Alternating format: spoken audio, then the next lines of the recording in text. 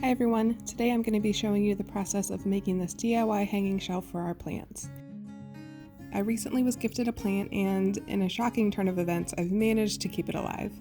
Now, all you plant people out there know that once you feel the joy of keeping one plant alive, you must acquire another, and then another. Our island was slowly filling up with small plants, and my husband and I decided to DIY a hanging shelf with a few materials and no plans whatsoever. Our materials included a 6-foot, 8-inch wide pine board, stain, toggle bolts, eye hooks, and 25 feet of rope. We ended up spending about $35 in total, and since we already had stain to match our other shelves, we didn't have to buy that at the store. Our window is just over 3 feet wide and we wanted 2 shelves, so we cut our 6-foot board in half to create 2 3-foot boards. The most difficult part of this project was drilling the holes for the rope, mostly because we are impatient and we didn't do it properly. To get a nice even drill hole, you're supposed to start small and slowly work your way up to the right size hole for your rope, and we didn't do that. We started with a 1/4 inch hole about an inch inside from each corner. It looked pretty rough to begin with, and when we stepped up to a 5/8 inch drill bit, it fit perfectly to the rope but gave us a lot of little chips where the drill bit grabbed the wood and pulled it out around the hole. We didn't care about this tiny cosmetic issue, and you can't see the chips in the wood unless you're really close, so we're happy with the results. Time to stain.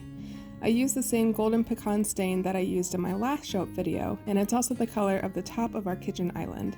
I decided not to seal the shelves with polyurethane, but if I were to do this all over again, I would take the extra time to seal the shelves since there will likely be some water rings from the planter sitting on top of it.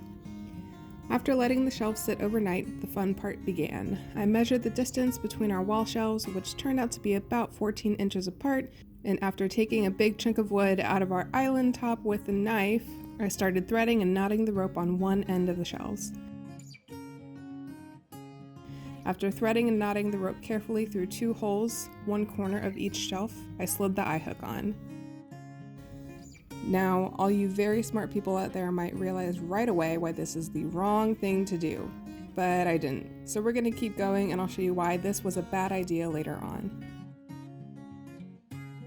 After a lot of careful measuring, marking the rope with painter's tape to make sure I was centered, threading and knotting the whole thing together, I was done. Or so I thought. It looks really good. Time to hang. This was the part where I realized that I had done this whole shelf in the wrong order and that I could have saved so much time had I just sat down and really thought through the hanging process. You see, eye hooks need to be screwed into the ceiling, which means that the finished shelf is impossible to hang up. Fortunately, you'll see that the hanging process was pretty painless, even with the added step of undoing and redoing the knots. So after the eye hooks were properly secured with toggle bolts in the ceiling, we threaded the left side of the shelf through the eye hook and began re-knotting the first corner that we had to untie. With some teamwork and a ladder for support, it was fairly easy to level the shelves by eye, and if you need it, with a real level.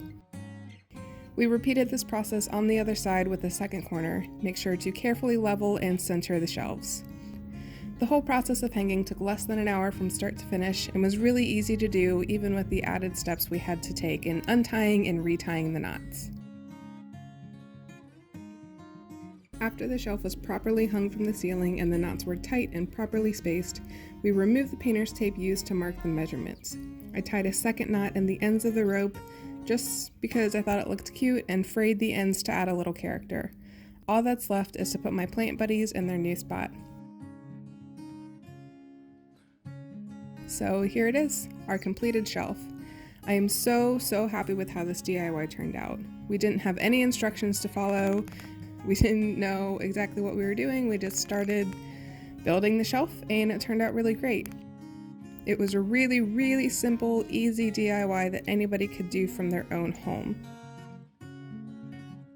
I hope you liked this video and I'll see you next time. Bye!